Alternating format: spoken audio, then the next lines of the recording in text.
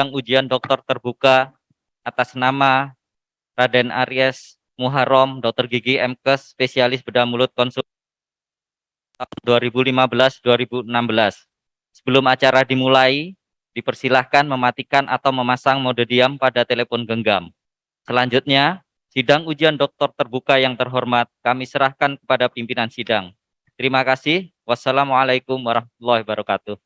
Waalaikumsalam warahmatullahi wabarakatuh. Bismillahirrahmanirrahim. Selamat pagi, salam sejahtera untuk kita semuanya.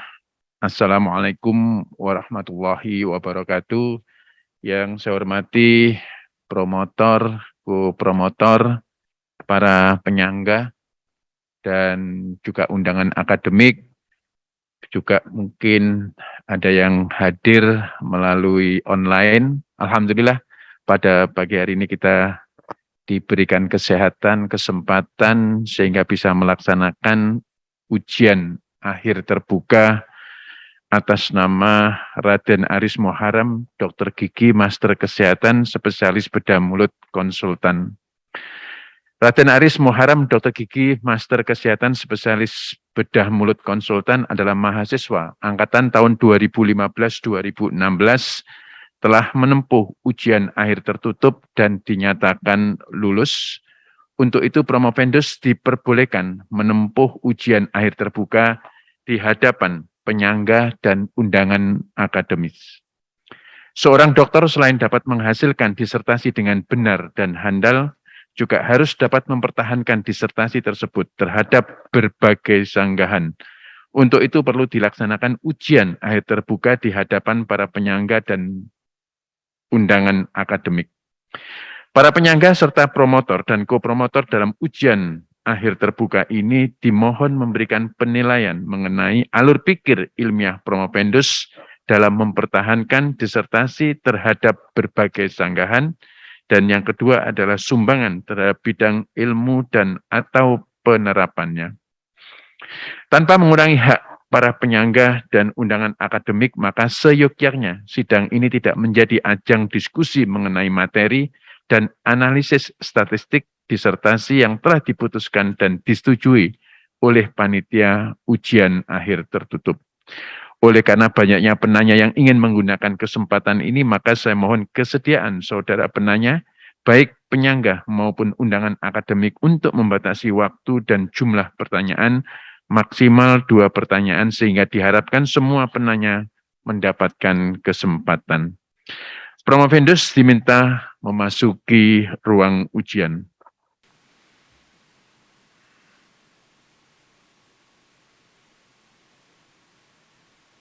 Sebelum kesempatan ini dilanjutkan dengan presentasi dan tanya jawab, apakah saudara Promovendus sehat rohani dan jasmani? Alhamdulillah sehat. Alhamdulillah. Terima kasih. Sebelum sesi tanya jawab, saudara Promovendus dipersilakan memaparkan sekilas tentang ringkasan disertasinya, paling lama 15 menit. Saya persilakan. Assalamualaikum warahmatullahi wabarakatuh. Salam sejahtera semuanya. Yang terhormat pimpinan sidang, Prof. Dr. Budi Santoso. Yang terhormat promotor, Prof. Kun Pramono, Dr. Gigi SU SPPM. Yang terhormat co-promotor Dr. Pratiwi Susilawati, Dr. Gigi MKes. Yang terhormat Dr. Erna Susilawati, Dr. Gigi. Yang terhormat Dr. Arifa Mustika, Dr. MSc. Yang terhormat Dr. Hani Badriah Hidayati, terima kasih. Yang terhormat Dr. Anis Irmawati, Dr. Gigi MKes. Yang terhormat Dr. Meiti Ardiana, dokter spesialis jantung paru konsultan. Dan yang terhormat Prof. Dr. Aryati, dokter MS spesialis patologi klinik konsultan.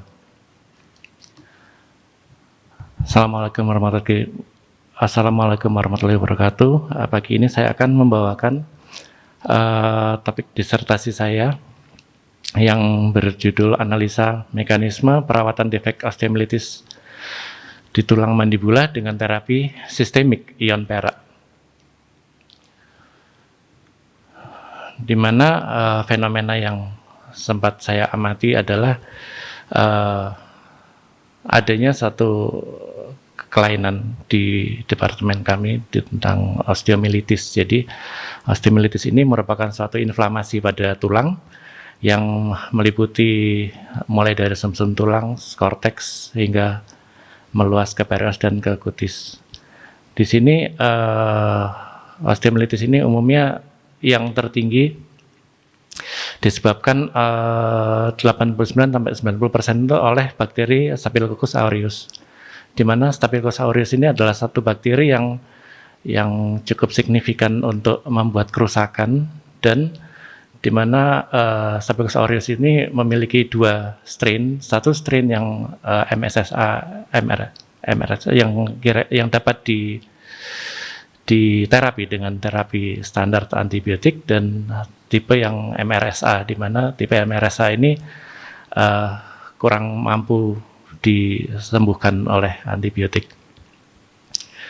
Sehingga untuk jenis yang tipe MRSA ini membutuhkan satu terapi yang sangat panjang, membutuhkan terapi, ada 3 modalitas terapi, jadi satu terapi bedah, terapi antibiotik, dan tipe terapi hiperbarik. Di sini saya mencoba pendekatan melalui terapi untuk antibiotik, di mana terapinya biasanya merupakan, pada saat terapi bedah itu dibutuhkan satu protokol yang cukup panjang yang menghasilkan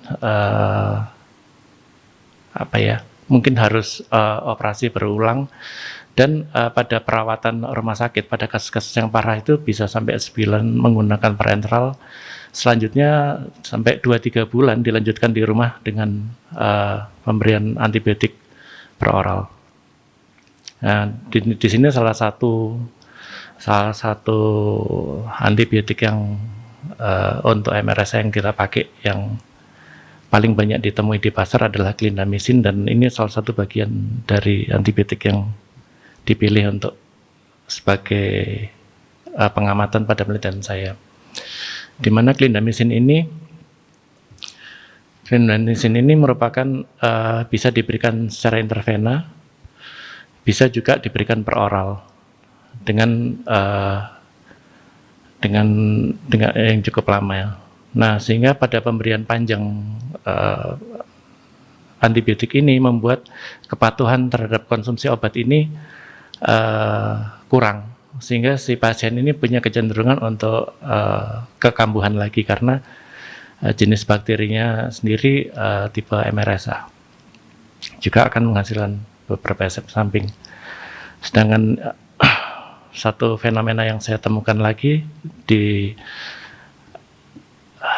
mulai saya mengamati ada sejumlah pemakaian bahan yang sebetulnya sudah cukup lama dan saat ini mulai in lagi. Jadi saya melihat adanya pihak-pihak industri itu untuk menggunakan perak. Nah, perak ini kemarin cukup trending untuk waktu infeksi virus. Jadi ada sistem pembersih udara yang menggunakan ion cluster dan segala macam untuk mematikan virus. Ternyata waktu saya lihat juga selain dipakai di udara, di industri juga dipakai di sabun mandi untuk menghilangkan bau, untuk di pakaian, dan di bidang kesehatan banyak digunakan superficial, lebih banyak untuk ke dressing, jadi pemakaian luar. Sedangkan karena background saya sebagai dokter gigi, saya juga melihat ternyata ada produk yang digunakan sebagai obat kumur. Nah, pertanyaannya apakah obat kumur ini kan sebuah logam berat, apakah ini safe? Dan apabila tertelan, dan apakah memungkinkan ini dipakai sebagai satu terapi lain, jadi sebagai tunggal, tidak hanya ajukan. Akhirnya saya memberanikan diri untuk mengamati tentang ion perak ini. Saya dalam pencarian saya menemukan ternyata pekerjaan si ion perak ini terhadap Staphylococcus aureus ini, dia berjalan dengan dua cara. Satu secara endositosis, bisa langsung ke inti sehingga melakukan kerusakan DNA, maupun dia bisa melakukan difusi secara membran dan menghasilkan ROS di dalam sitoplasma. Dan dari sejumlah sediaan yang ada, saya memperhatikan bahwa ada varian yang paling efektif itu adalah dalam bentuk ion lepas, jadi berbentuk Ag+. Oke, dari situ saya mulai merumuskan apakah pada kasus dengan defek osteomyelitis ini bisa langsung ke kerangka konsep. Yeah.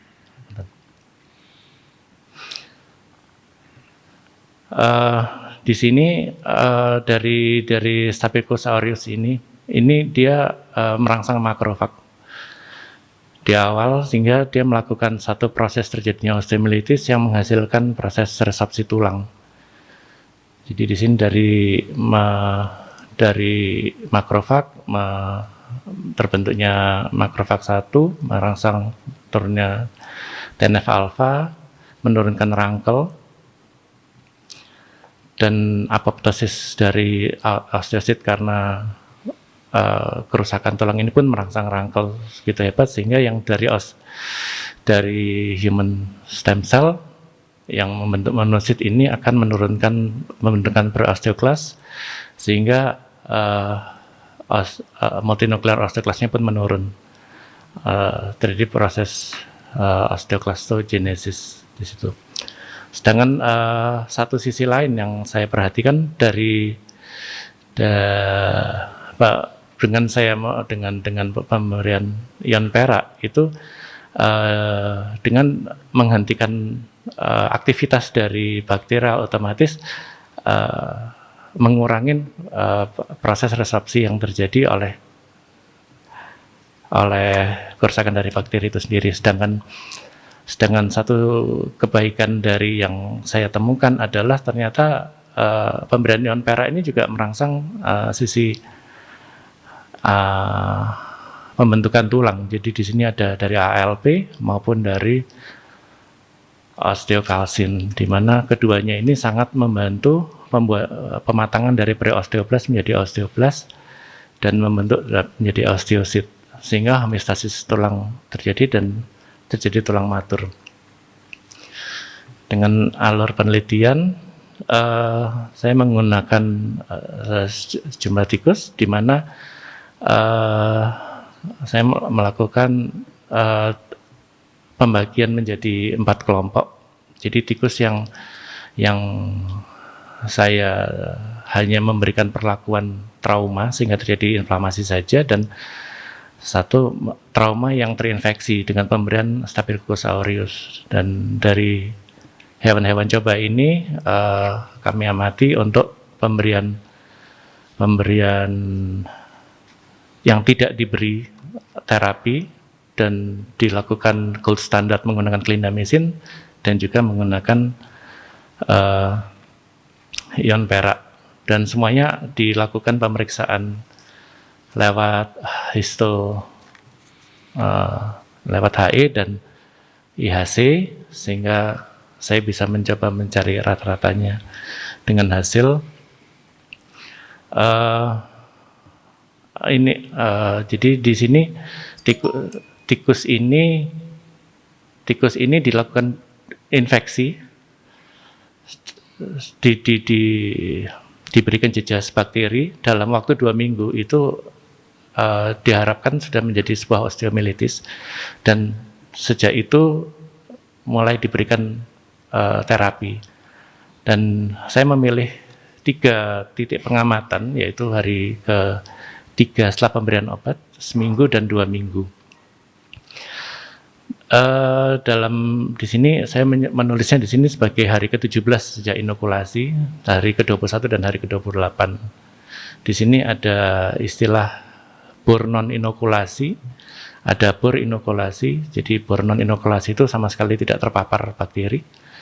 Yang bor inokulasi itu tulangnya dilakukan perlubangan dan diberikan infeksi, dan yang selanjutnya yang K menggunakan clindamycin dan AG menggunakan ion perak, di mana di sini digambarkan adanya penekanan bakteri, penekanan produksi makrofag pada dan di sini sitokin yang berproses dalam inflamasi menurun. Jadi di sini ada satu kesan yang baik dari rata yang didapatkan di sini. Sedangkan pada penelitian ini angka makrofag yang juga meningkat pada hari-hari ke akhir, hari ke-28. Jadi 14 hari setelah terapi itu dilakukan. Dan di sini ada salah satu yang saya amati juga adalah apoptosis osteosit. Apoptosis osteosit ini salah satu yang juga memacu pembersihan dari sebuah luka. Jadi memang kita membutuhkan apoptosis dalam proses awal-awal healing di sini. Di sini didapatkan hasil yang cukup tinggi pada pemberian NAG pada hari ketiga, dan dia menurun pada hari ke-28. Diharapkan proses cleaning ini sudah mulai berproses untuk membersihkan sehingga jumlah apoptosisnya mulai menurun. Sedangkan pada pemeriksaan rangkel di sini didapatkan rata menurun untuk proinflamasinya. Jadi digambarkan proses keradangan yang hebat sebagai bentuk dari pertahanan tubuh ini menurun. Ini menunjukkan suatu progres yang sangat bagus yang saya harapkan. Kemudian juga pada osteoklas, di sini osteoklas merupakan dasar dari pembersihan tulang. Jadi di sini sangat dibutuhkan di awal dengan sejumlah pengamatan yang ditampakkan memang pada awal pemberian sampai pada 3 hari itu masih tinggi, meningkat sampai pada pemberian 7 hari dan mulai menurun cukup signifikan di hari ke-14. Untuk VEGF, di mana VEGF ini di sini ditampakkan bahwa sel-sel yang terangsang di sini meningkat cukup tinggi pada hari ke-14. Diharapkan maturitas dari defek tersebut lebih cepat. Kalau bisa di sini kita bandingkan dengan yang gold standard clindamycin pada hari ke-14 ini juga masih di bawah dari pemberian ion AG. Untuk RUNX2 dan osteokalsin, di mana dia yang tugasnya memproliferasi osteoblast dari MSC, ditampakkan rata yang sempat turun karena mungkin di tahap awal itu masih proses pembersihan. Jadi setelah pemberian obat itu tidak langsung meningkatkan, tapi mempercepat proses healing, di mana proses healing awal itu adalah justru mengaktifkan osteoclastogenesis.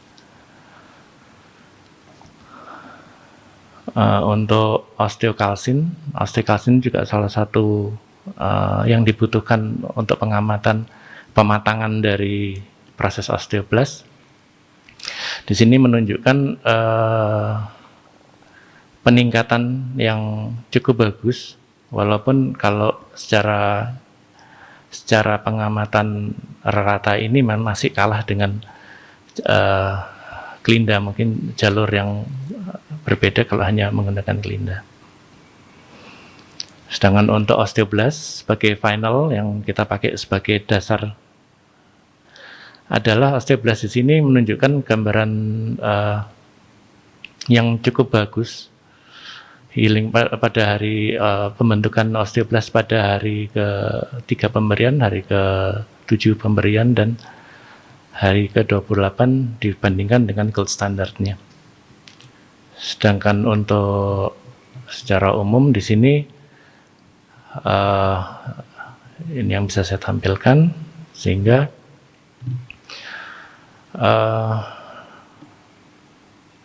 tikus yang diinduksi dengan bakteri Streptococcus aureus menjadi model osteomyelitis. Setelah 7 hari tikus akan, ini yang tadi pembahasannya yang sempat saya ceritakan di depan.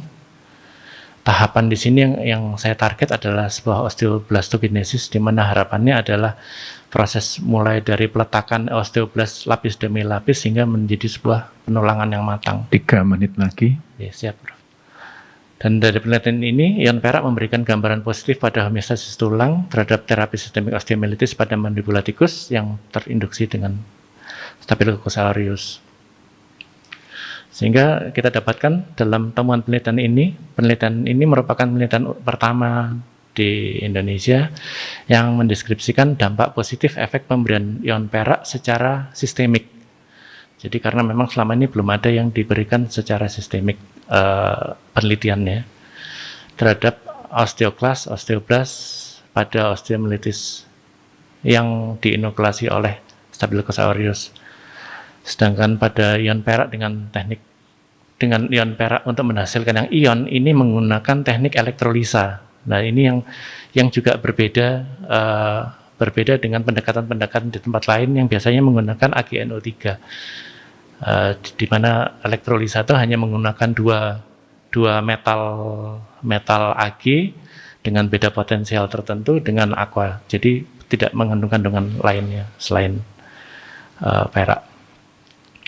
Dan dalam penelitian ini mengukur petanda-petanda homeostasis mulai 3 pengamatan yang berakhir pada hari ke-28. Hewan coba pada penelitian ini diinduksi dengan Staphylococcus aureus yang merupakan 90% penyebab dari osteomyelitis yang dilakukan melalui ekstraoral dibor, maksudnya dilakukan pemberiannya ke dalam alveolar tikus melalui pengeboran dan diinokulasi.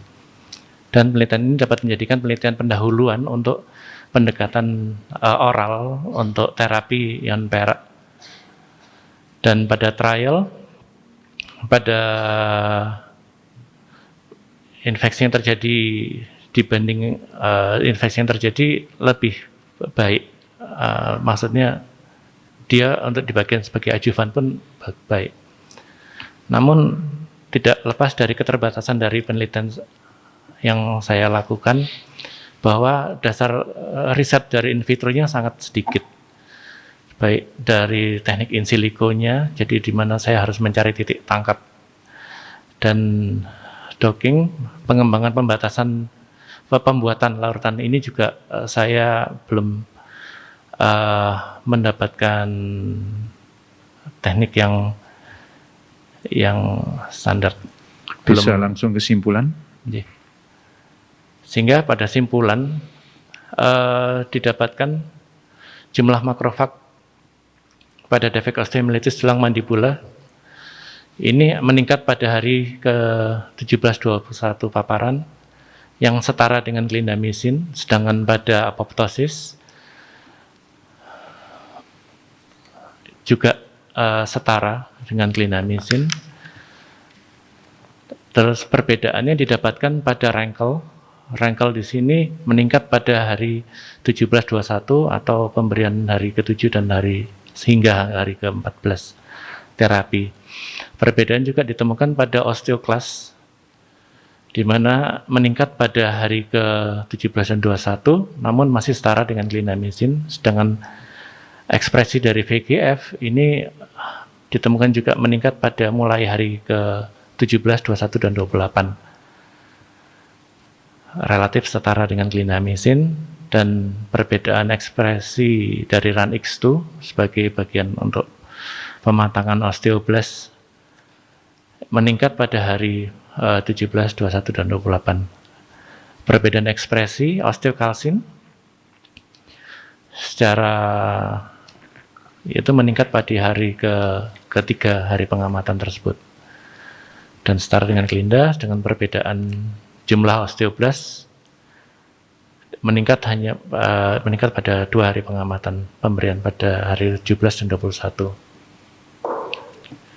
Mungkin untuk saran untuk pada disertasi saya, pembuatan tikus model ini membutuhkan penyempurnaan untuk bisa mendapatkan titik-titik inokulasi yang baik, dan banyak yang harus dikembangkan di situ, dan perlu dilakukan penelitian lebih lanjut untuk itu, di mana pengamatan dari penelitian saya terbatas pada skenario akut dari osteomyelitis. Jadi saya hanya berhenti di 28 hari, dan untuk melihat efek samping pada pemakaian yang berlebihan untuk waktu yang panjang. Dan di sini untuk pembuatan teknik elektrolisa untuk terapi ini juga perlu pendalaman dan lebih lanjut.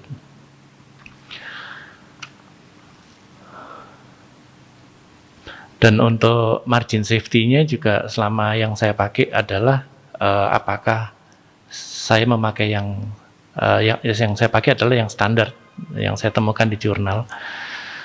Namun saya tidak bisa memastikan bahwa perlakuan yang dilakukan di penelitian mereka dan saya itu identik. Jadi mungkin saya harus memastikan bahwa saya punya lebih established. Dan pada pengamatan lebih lanjut, pembentukan tulang trabekule sebagai hasil akhir dari pemberian terapi pada Yan Perak ini harus lebih diamati, karena terus terang keterbatasannya pada waktu penelitian. Terima kasih waktu yang diberikan kepada saya. Ya. Baik, selanjutnya saya persilakan Saudara Promotor Profesor R.M. Gun Pramono, D. Dr. Gigi SU, Spesialis Bedah Mulut Konsultan, FICS. Saya persilakan Prof. Gun. Terima kasih Ketua Sidang. Prof. Vendus Dr. Gigi Aryas Muharram, selamat atas capaian Anda sampai pada ujian terbuka. Terima kasih. Cukup berat kelihatannya penelitiannya ini memang, sehingga memerlukan waktu penyelesaian yang cukup panjang. Saya ada 2 pertanyaan yang ingin saya sampaikan. Yang pertama adalah konsep penyembuhan osteomyelitis melalui tahapan sequester. Jadi teori-teori yang lama itu selalu menyebutkan bahwa osteomyelitis will always osteomyelitis. Itu dulu begitu. Rupanya, dan mudah-mudahan dengan penelitian saudara ini ada terobosan-terobosan baru bahwa